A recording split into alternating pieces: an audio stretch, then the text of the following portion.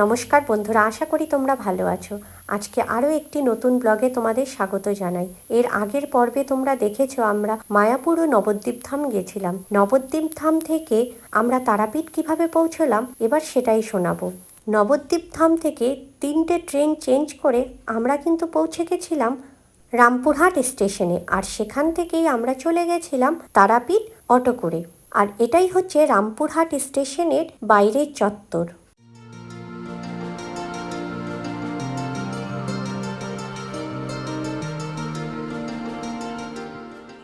পরের দিন ভোরবেলা 5টার দিকে আমরা চলে গেলাম মন্দিরে পুজো দেওয়ার জন্য। আর এই হচ্ছে পুজো দেওয়ার লাইন। আমরা কিন্তু জেনারেল লাইনে দাঁড়িয়েছিলাম, কোনো টাকার লাইনে দাঁড়াইনি। তবে অভিজ্ঞতা খুবই খারাপ বলবো, কারণ টাকার লাইন এমনই চলে যে সেখানে জেনারেল লাইন খুব ধীরে ধীরে যায়। ভোর 5টায় দাঁড়িয়ে আমরা কিন্তু মায়ের দর্শন পেয়েছিলাম 10:30 কি 11টা নাগাদ। আর ভিআইপি লাইন কিন্তু একটা না, অনেকগুলো লাইন আছে, মানে এক একটা টাকার এক একটা লাইন। ভিআইপি লাইন শুরু হয় 300 টাকা থেকে, কিন্তু কোথায় গিয়ে শেষ হয় সে খবর কিন্তু সত্যিই জানা নেই।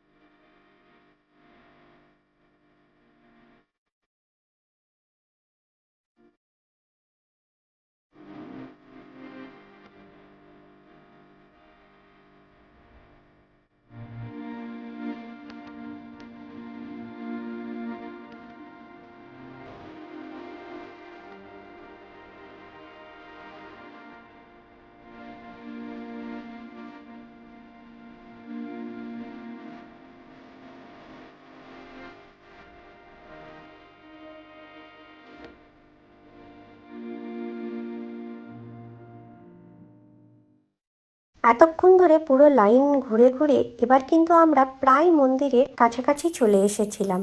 আর এটাই হচ্ছে মায়ের মূল মন্দির, আর এই মন্দিরটা কিন্তু শিব মন্দির। পুজো শেষ করেই কিন্তু আমরা মন্দির প্রাঙ্গণ থেকে বেরিয়ে এসেছিলাম, কারণ আমাদের সেই দিনই ফেরার টিকিট ছিল বাড়ির। তাই মন্দির থেকে বেরিয়ে দুপুরের খাবার খেয়ে আমরা সোজা চলে গেছিলাম রামপুরহাট স্টেশন, আর সেখান থেকেই আমাদের ট্রেন ছিল বাড়ি ফেরার।